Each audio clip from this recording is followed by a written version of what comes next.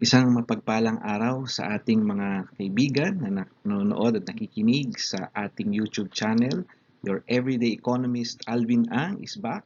At sa araw pong ito, ang ating pong pag-aaralan ay ang isa sa pinakamahalaga na sektor sa Pilipinas. Ito ang sektor ng agrikultura. At sa mga narinig natin ng mga kalipas na araw, ito ang siyang binibigyan ng prioridad sapagkat sabi nila, ang agrikultura daw ay ang bibigyan ng suporta ng pamahalaan at ng iba't ibang grupo sapagkat ito ay makakatulong sa gitna ng pandemya. So yun po ang ating pag-uusapan sa araw na ito. Sabi nga ba nila, ang agriculture nga ba daw ay way to go? Ang aking mga kasama sa Ateneo, as early as actually, matagal na, no? Paulit-ulit namin sinasabi nito na kailangan po natin ng agricultural development upang makadil po tayo sa maraming pagkukulang ng ating bayan. At hindi naman po nagkukulang dyan ang pamahalaan at makikita naman po natin dito nga sa gitna ng pandemya, ang ating Department of Agriculture, may mga programa sila. No? Isa nga dyan, pinapakita ko, no interest loans for OFWs up to 15 million. Subalit, bakit ganyan na at ang dami po nating naririnig about agriculture sa panahon na ito? Sabi po ng Pangulo sa kanyang SONA noong nakarang linggo, bukod daw sa build, build, build, ang prioridad niya daw po ngayon ay plant, plant, plant. Bakit nga ba? Ba't parang ngayon lang ito naririnig? Gusto ko pong pakita sa inyo mga datos ng mga nakalipas na panahon. Ito po ay ang laki ng ekonomiya natin at yung kontribusyon. No? Pipili lang po tayo ng tatlo na pinakamalalaki, no, agrikultura, industriya at serbisyo. Makikita natin, ito po ang contribution ng agriculture. Mapapansin niyo, noong year 2000, ito ay halos 15% pa ng ating buong economy.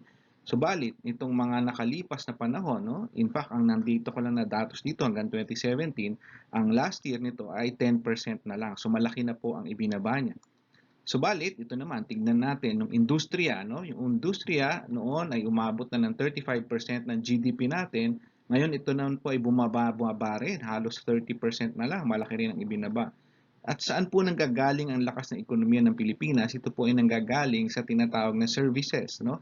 Halo-halo na po yan. Pag sinabing services, kasama po dyan ang lahat ng mga activity na kailangan ng contact, no? So for example, restaurants, pagupitan, no, yung schools, hospitals, lahat ng may kailangang gawin ng tao na babayaran siya, serbisyo po 'yon na meron siyang binibigay na trabaho, no? So, ang dami po na nakapunta na sa service sector, no? Kasama rin po diyan ang transportation, airline, barko, lahat po yan, no? Mga services po ang tawag dyan. Napakalaki pong parte na ng ekonomiya. Tayo po ngayon ay isang service economy na matuturing. Ngunit alam naman po natin, yan po yung sa contribution nila sa ekonomiya. Pero kung titignan naman natin, ang contribution nila sa trabaho. So kung sino dapat ang pinakamalaking contribution sa ekonomiya, yun din dapat ang contribution niya sa dami ng trabaho na kanyang nakikreate. So makikita naman natin dito, sa aspeto naman ng agrikultura, marami pa rin. No? In fact, dito pinapakita natin na halos hindi nagbago yung mga nagtatrabaho sa agrikultura. Ngunit nakita natin kanina na bumababa yung contribution niya sa GDP. At ganun din naman yung ating mga nasa industry man ng manufacturing, yung mga factories natin, hindi rin masyado, ngayon lang huli bumabawi. Pero ang talagang dumadami ay ang nasa services, no? So, yun halos pantay. Ang industriya at agrikultura ang hindi match. Ano pong ibig sabihin ng hindi sila match? Dapat kasi kung saan maraming trabaho, at kung saan malaking ekonomiya, doon maraming trabaho. So sa kita natin, yung agrikultura, ang contribution niya ay maliit lang, ngunit mas maraming tao na nandoon na nagtatrabaho. Kumpara sa manufacturing na malaking kinocontribute, ngunit konti lang ang taong kinakailangan. Ang tawag po niyan sa economics ay ang konsepto ng productivity. Ano? Ano ba yung productivity? Ang formula po niyan ay output over input. Kung gaano kadami yung nagawa mo, at gaano kadami lang ang inambag mo. So ang nanais natin, konting ambag, maraming output. So makikita po natin sa dalawang chart na 'yon, makikita natin na agriculture ay maliit ang kanyang productivity. Ibig sabihin, maraming kailangang input pero konti pa rin ang output. Ibig sabihin, hindi po malaki ang kinikita sa sektor na 'yon. 'Yun po ang ibig sabihin nun. Kaya lumaalis yung mga tao pumupunta sa services. No, kaya marami sa magsasaka, hindi na nagiging mga magsasaka, nagiging mga service workers. Mabuti po kung ang service worker na yon ay mga high value service worker, ngunit lumilipat lang sila, nagpapalit. So from a farmer, nagiging construction worker, which is also a service. Hindi po ba? So yun po, ibig sabihin, mga low productivity po ang mga activities na yan. Kaya kung titignan po natin sa datos ng Philippine Statistics Authority nung kanilang survey ng Family Income and Expenditure Survey nung 2015-2018, kinukumpara po dito, ang pinakamatataas po na may mga kahirapan among the basic sectors natin ay mga magsasaka, farmers at mga mangingisda, fisher folks, no? Look at the poverty rate, no? Bumaba na po siya, ngunit matataas pa rin. Sila pa rin ang pinakamararaming mahirap. Nasa 30%, more than 30% na farmers at almost more than 25% na fisher folks ay mahihirap. At lahat po yan, kung isusuma, about 25% who are living in rural areas. Ano? So wag na muna natin tignan yung ibang mga sektor dito sa ibang panahon, pero ang focus natin ngayon ay agrikultura. So napakadami po na mahirap at dahil karamihan sa kanila nasa rural areas at nasa farming and fishing. Okay? So kung titignan naman natin, ano ba yung mga produkto na lumalabas sa ating agricultural sector? Ito yung mga pinoproduce natin. Makikita nyo, may comparison po ako dito over a 20-year period, first quarters lang. Titignan natin. At tingnan nyo po yung palay, naka-highlight na dito. Noong year 2000, about 25% ng buong agricultural output ay palay. Pagkatapos itong 2020, bumaba na ito ng almost to 19. So 5% na wala na. Kung titignan nyo lahat, from 2000 up to 2020, kung hindi pareho lang, ito ay pababa. No? Karamihan po sa mga produkto nating agrikultura, yung share nila ay lumiliit. No? For example, banana from 8% ng total agri, naging 7 na lang. Yung mango na ating ini-export, 5.5, 1.2 na lang. Pineapple, at least nag-hold, no? Ngunit coffee, ang daming mahilig magkape, puro imported na nangyayari, no? Kapag bumababa yung mga share dyan, malamang niyan, ini-import na natin, hindi na ipinoproduce locally, no? At ano pa ba ang may double digit dito? Livestock at fishing, no? Ngunit tingnan nyo, very minimal po yung change nila.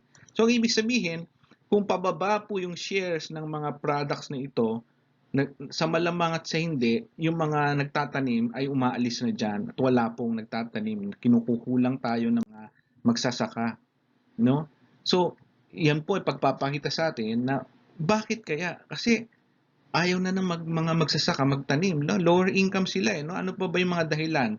Meron po ako dito mga dahilan according sa mga kaibigan natin, si Dr. Real Briones sa PIDS. Sabi niya, karamihan sa magsasaka, ang kanilang lupa ay small, fragmented lang. No? Hiwalay-hiwalay pa, maliit na nga, at ang average size 1.3 hectares. No? Malaki yun kung titirhan. Ngunit hindi tinitirhan. Ngunit para ikaw ay makapag-produce, kailangan medyo malaki-laki ang lupa mo at ito ay hindi fragmented dikit-dikit upang makapagtanim ka ng maayos. Sabi naman ng ating kaibigan na si Dodong Kakanando, karamihan sa mga nagtatanim sa mga lupain, mga farming lands natin, ang tanim ay bigas, mais, tubo at buko, coconut, no? Karamihan sa kanila monocrop, no? Bawa bigas lang ang tanim. Mais lang ang tanim. Okay? So yan. Now, dahil dyan, exposed sila kasi kung ang tanim nila ay bigas lang, ibig sabihin, kay lahat ng kanilang ikabubuhay, kikitain at iipunin ay galing sa bigas. So, ibig sabihin, pati yung kinakain nila galing sa bigas. Sapagkat, pag nangyari, nagkaroon ng bagyo, hindi naka-harvest ng maayos, napipilitan mangutang, no, ang ating mga farmers, no? So, at higit pa dyan, itong mga produktong ito na monocrop, na pagka tinanim mo na, mag-aantay ka na. So, maraming free time. So, anong gagawin mo pag free time? Nangyayari po sa ating mga magsasaka, sila po ay naghahanap ng entertainment instead na mag-improve ng kanilang productivity. Kaya nangungutang, wala pa yung output, para mabuhay, ano? At hindi lang doon dahil ano sila, wala silang ginagawa, nag-e-entertainment sila. So yung iba nagsusugal or umiinom, no? So ito po yung mga na-o-observe sa mga maraming farming communities, ano, na monocrop. Okay? At yun namang iba, hindi nga sila monocrop, mga tanim nila high value, no? Yung mga gulay na mga sikat, no? Yung lettuce, yung mga ginagamit sa mga restaurants, no? High value mars. Ang challenge naman po doon, high value nga siya, hindi naman po yung kinakain ng community. So katulad nitong nangyari sa ating crisis, nagkaroon tayo ng lockdown, hindi po makamove yung mga produce nila, hindi makapunta sa mga high value markets, nalugi po sila, no? So may disconnect din po sa kanilang communities, right? So ang nangyayari po diyan, cycle lang po 'yan, perpetuate, no? So yung mga tao nawawalan ng pag-asa, no? Pagka nagtanim, kumita, wow. Next year, magpapahinga, tanim uli, nagkabagyo, walang kita. So kung di nakakapag-ipon, di nakakakita, nababaon sa utang, nagiging cycle, nagiging mahirap. Kaya maraming farmers, ayaw nila yung mga anak nila maging farmer. Mag-aral kayo, maging professional kayo, pumunta kayo sa city. No? Kaya nangyari sa atin, yung average age nung rice farmers natin, ano, yun po yung nakikita natin ng mga nasa 57 years old. Sabi ni Dr. Biones, yun daw ay rice farmers. Pero in general, yung mga farmers natin, yung average age ng lahat ng klase ng nagtatanim, mga close to 50 na rin. Okay? So hindi pa naman may malapit na rin, ano? So kailangan may replacement na sila. Okay? Now, kung yan po ang sitwasyon, tingnan naman po ninyo, no, sa buong Pilipinas, sabi ko kanina, about 20 to 25% ng output ay rice, no, or palay. So ito, nakikita nyo, rice production, no, halos buong Pilipinas, rice ang gustong itanim. Meron din corn, no, makikita nyo rin, prevalent yung dalawang yan. Kasi yan ay parang staple na kinakain, no, so halos lahat yan ang itinatanim. Ito naman po ang nakakalungkot sa ating sitwasyon dahil nga nakita nyo bumababa yung agricultural output. At nakita nyo po, wala po dun sa shares sa pinakita natin ng mga shares ng mga vegetables, no? Kasi maliliit lang po yung shares nila.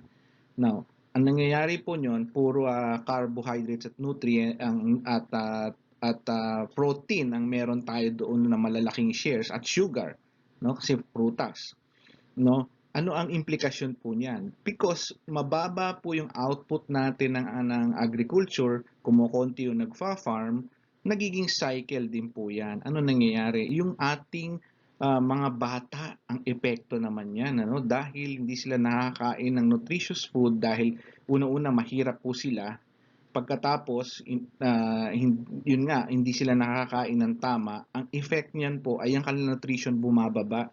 So sa Pilipinas, mataas pa rin po ang malnutrition na tinatawag. Meron po tayong tatlong measurement na ginagamit diyan, no, para malaman yung severity o gaano kalala yung malnutrition, no. Una-una yung stunting, yung underweight at yung wasted. Ano ba yung stunting? Yung stunting is height per age, no. Dapat nakakita kayo ng mga bata na mukhang maliliit pero mga 8 years old na pala, para mga 3 or 4 years old pa lang, no? So ang dami pong stunted, no? So ang nakakatakot sa datos nito ay pare-pareho, hindi nagbabago over a period of 10 years. Kahit yumayaman ang Pilipinas, kahit dumadami economic activity, yung mga batang ito hindi nagbabago, stunted, underweight, uh, hindi nakakakain ng madami, at yung wasted, kulang din ang kanilang, ito nasosolve yung mga yan, no, underweight tsaka wasted, kasi pwedeng intervene, magbigay ka ng pagkain sa school, dagdagan yung baon, gawing nutritious yung kinakain. Ngunit yung stunted, naku, ito po irreparable, ano.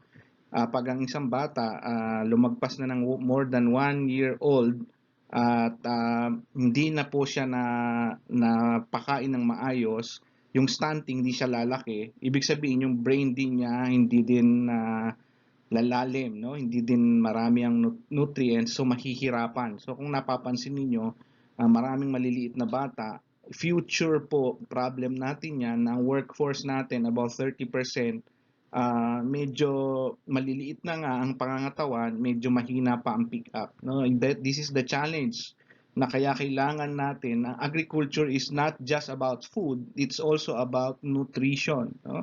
Kasama rin po nutrition ng ating mamamayan. Kaya tingnan po natin, no, if we do agriculture right, ang dami po magagawa ng agriculture. Una, kung tama po yung agricultural policies natin, poverty mababawasan sapagkat yung mga farmers can earn right, and so therefore they will progress and produce more food, no? And if they are producing, they're pulling people out of poverty na walang po nang mahihirap, yung malnutrition po masosolve, no? Kahit papaano, kahit di man mapigil na mawala lahat, hindi ma-eradicate, meron pa ring mga members ng family na hindi na malnourished, at yung future health ng workforce natin ay protected. Hindi po mahihirapan yung ating mga future manpower kasi sila po ay healthy. No? So hindi po sila malnourished, hindi po sila stunted, no? Yung po ang pinaka-challenge natin. At higit sa lahat, no? Lalo na ngayon sa pandemic na ito, na ang challenge po kanina napakinggan ko nga, no? Tinatanong, may enough food supply ba tayo? Bakit tayo nagtatanong ng gano'n? Ibig sabihin, nag-aalala po yung ating mga government people sapagkat we don't have enough farmers na nagpo-produce ng tamang pagkain para sa bayan. Kaya wala tayong enough food security. Ang nasasabi, enough for 3 months. Bakit 3 months lang? No? Kung enough po yung tinanim natin or yung hinanda natin para sa future ng mga tao natin, may food security tayo. Halimbawa, ngayon tayo ay nagkaroon ng challenge, nagkaroon ng bagyo. Kung nakapag-imbak po tayo, no, biblical po yan example, no, si Joseph, nakapag-imbak siya years before ng mga pagkain. So, dapat meron din tayong food security. Okay? And then finally, dahil may enough food yung mga tao, merong income sa agriculture. Tulad sa ibang bansa, may mga farmers na hindi kawawa at happy sila, na-stabilize niya ang economic growth. Ang farming becomes sexy. People would like to produce agricultural products. Tingnan niyo po, ito po ay chart ng iba't ibang contribution ng agriculture sa ekonomiya ng iba't ibang region ng Pilipinas. Kung makikita ninyo, ang NCR lang naman at CAR ang tutuusin, no, tsaka Region 13, no, Caraga, ang hindi masyadong malaki ang agriculture share sa GDP.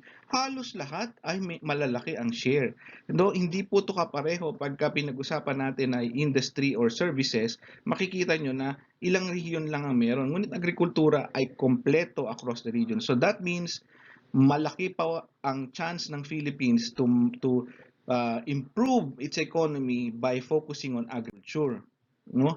At ito, ang dami na pong siyensya na information na nagawa. Ito po sa Department of Agriculture sa website nila, farmersguide.gov.ph, no? Ito pinikita ko example. Halimbawa, ito may crop suitability. Ito ay sa El Nido, no? Isip ko halimbawa sa El Nido, gusto kong magtanim ng kape. Saan ba pwede yan? Nakikita nyo dito, yung green, dyan daw magandang magtanim ng kape. Ibig sabihin, we have the information already, no, kung nasaan yung mga yan. So, pwede pong pag-isipan, pagplanuhan, no, kung ano po ang pwede pong pagsimulan.